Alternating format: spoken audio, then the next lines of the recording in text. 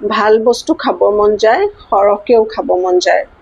বাহিৰলৈ কেতিয়াবা ওলাই যাওঁ খাবলৈ ফেমিলিৰ লগত, কিন্তু খাব মন যায়, খাব নোৱাৰি, ভয়ে ভয়ে খোৱা হয়, কিজনীবা শকত হৈ যাওঁ। এইটো সকলো মহিলাৰে এই প্ৰব্লেমটো হয়। আহকচোন আমি কেইটামান কথা জানো, যিকেইটা কথা জানিলে আমাৰ লাইফটো সুন্দৰ হ'ব আৰু আমি সকলো বস্তু খাব পাৰিম। কিন্তু মই আপোনালোকক ক'ম, সকলো খাওক, কিন্তু কম কম পৰিমাণে খাওক। একদম খাবলৈ এৰি দিব নালাগে, সেইটোতো বহুত বেয়া কথা হৈ যায়। খাবলৈ একদম এৰি নিদিব। সকলো বস্তুৱেই আমাৰ শৰীৰত লাগে, ভিটামিন মিনাৰেল সকলো বস্তুতে পোৱা যায়। তো সকলো বস্তু আমি খাব লাগে। এতিয়া আমি কেনেকৈ খাম, একদম সহজতে কেইটামান আমি কাম কৰিব পাৰোঁ। আহক মই কৈ আছোঁ আপোনালোকক। 1 নম্বৰ কামটো আপোনালোকে কৰিব, ৰাতিপুৱা শুই উঠি এটা ডাঙৰ গিলাচেৰে এগিলাচ কুহুমীয়া গৰম পানী খাওক।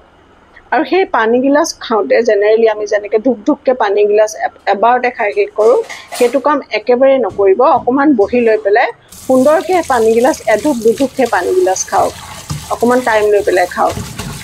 তাৰপিছত আমি ব্ৰেকফাষ্ট কৰিম। ধৰি লওক পানীখিনি খোৱাৰ আধা ঘণ্টামানৰ পিছত আপুনি ৰাতিপুৱাৰ আহাৰটো কৰক, ঠিক আছে।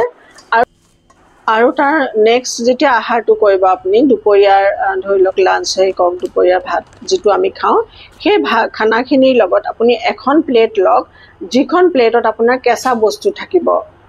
চেলেড হওক, আপোনাৰ ফল মূল হওক বা বুট মাহ হওক, যি হওক, কেঁচা বস্তু অলপমান ল'ব। আৰু যিটো আপুনি আহাৰ খায়, সেই আহাৰৰ পৰিমাণটো কিন্তু কম হ'ব লাগিব। যিটো বনোৱা আহাৰ খায়, সেই আহাৰৰ পৰিমাণটো কম হ'ব লাগিব। আৰু চাব যাতে আপোনাৰ তাতে তেল মছলা বেছি নাথাকে, স্পাইচি যাতে বেছি নহয়, সেইটো মন কৰিব। আৰু যদি আপুনি মানে এটা জেগাতে বহি কাম কৰি থকা অভ্যাস আছে, তেতিয়াহ'লে এটা জেগাতে বহি কাম কৰি কেতিয়াও নাথাকিব। 20 মিনিটৰ মূৰে মূৰে আপুনি উঠক, বডিটো অকণমান ষ্ট্ৰেচ কৰক, মুখখন অকণমান ধুৱক, এগিলাচ পানী খাওক, তাৰপিছত আহি আকৌ আপুনি কামত বহক। দিনটোৰ কোনোবা এটা সময়ত এগিলাচ নেমু পানী খাওক। সেইটো আপোনাৰ ডায়েটত এড কৰি ল'ব। ডে টু ডে লাইফত আপুনি সেইটো কাম কৰিবই কৰিব। আৰু ডেইলি লাইফত আপুনি আৰু এটা কাম এড কৰিব লাগিব, সেইটো হৈছে আপুনি এক্সাৰচাইজ কৰা। যিয়ে হওক, বডি এক্টিভিটিজ যিয়ে হওক, আপোনাৰ য়োগা হওক, এৰবিক্স হওক, ঘৰত আপুনি যিকোনো মানে খৰকৈ খোজকঢ়া হওক, দৌৰা হওক, যিকোনো হ'ব পাৰে। কিন্তু আপুনি 5 মিনিটৰ পৰা আৰম্ভ কৰিব পাৰে। যদি আপুনি কৰা নাই কোনোদিন একো, তেতিয়াহ'লে আপোনাৰ 5 মিনিট কৰিলে আপুনি ভাগৰি যাব। আপুনি ষ্টাৰ্টিং 5 মিনিটৰ পৰা কৰিব পাৰে, কিন্তু আপুনি লাষ্ট গৈ পেলাই আধা ঘণ্টাত ৰখিব। আধা ঘণ্টালৈকে আপুনি ডেইলি আপুনি এক্সাৰচাইজ কৰক। এইটো খুবেই জৰুৰী। আমাৰ খোৱা বোৱাৰ লগৰ এক্সাৰচাইজটো একচুৱেলি এটা বস্তু মানুহে ইগন'ৰ কৰে, কিন্তু এক্সাৰচাইজটো আমাৰ খুবেই জৰুৰী। যদি আপুনি লাইফত গোটেইবোৰ আহাৰ এনজয় কৰিব মন আছে, যিমান ভেৰাইটি আছে আমাৰ খোৱা বস্তুৰ, গোটেইবোৰ যদি আপুনি এনজয় কৰিব মন আছে, তেতিয়াহ'লে আপুনি এই কথাকেইটা মনত ৰাখিব লাগিব। সকলো বস্তু খোৱা মানে এইটো নহয় যে পেকেট ফুড খাব। পেকেট ফুডটো একেবাৰে এভইড কৰিব। পেকেট ফুড কেতিয়াও খাব নালাগে। যিকোনো হ'ব পাৰে, ড্ৰিংকছ হ'ব পাৰে বা যিকোনো ফুড, একদমেই পেকেট ফুডটো এভইড কৰিবলৈ ক'ম মই আপোনালোকক। কেতিয়াবা আমাৰ বাহিৰলৈ যোৱা হয় খাবলৈ, বা পাৰ্টি চাৰ্টি থাকে, বিয়া সবাহ থাকে, তেতিয়া হয়তো মানে ভালকৈ বেছিকৈ খাই দিয়া হয়। কিন্তু সেইটো আপুনি খাই দিব, কোনো কথা নাই। ইমান ছেক্ৰিফাইচ কৰাৰ কোনো দৰকাৰ নাই। যেনেকৈ আপোনাৰ খাব মন যায় তেনেকৈ খাই দিব। সেইটোতো কেতিয়াবা হয়, সেইটোতো সদায় কথা নহয়, অকেজনেলহে হয়।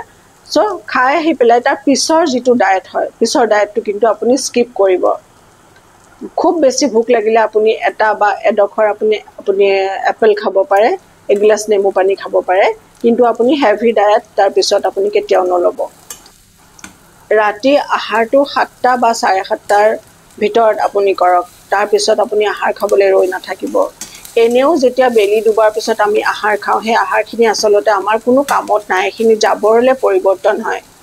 বেলি থাকোঁতেই আমি আচলতে আহাৰটো কৰিব লাগে। কিছুমান ৰিলিজনত এইটো খুব এটা ভাল কথা যে তেওঁলোকে বেলি থাকোঁতেই খানাটো খায়। আমাৰ কিন্তু নহয়গৈ। আমাৰ জেনেৰেলি মানুহবোৰ আজিকালি দেখা গৈছে কাম কৰোঁতে কৰোঁতে ৰাতি 10টা, 11টা, 12টা মানে দেৰি হৈ গৈ আছে। এইটো কাম কেতিয়াও কৰিব নালাগে। যিমান পাৰে সোনকালে আপুনি ডিনাৰটো শেষ কৰক। ডিনাৰটো খালে আপুনি ৰাতি ভোক লাগিব বুলি হয়তো আপোনাৰ সোনকালেও খোৱা হ'ব, আৰু সোনকালে শুলে আপুনি সোনকালে উঠিব পাৰিব। চ' লাইফষ্টাইলটো সুন্দৰ হোৱাটো আমাৰ হেল্ডি লাইফৰ কাৰণে খুবেই জৰুৰী। ঘৰত এটা ৱেট স্কেল ৰাখক, ৱেট জোখা মেচিন এটা ৰাখক। সেই মেচিনটোৰে আপুনি মেজাৰ কৰক, ৱেট চাব, নোট কৰিব আপোনাৰ ৱেটটো কিমান হৈছে। তাৰ আগতে জানিব লাগিব আপোনাৰ আইডিয়েল ৱেট কিমান থাকিব লাগে, আপোনাৰ হাইট আৰু এজ ৱাইজ কিমান ৱেট থাকিব লাগে, সেইটো আপুনি চাই পেলাই সেই হিচাপত আপুনি ৱেটটো মেইনটেইন কৰিব।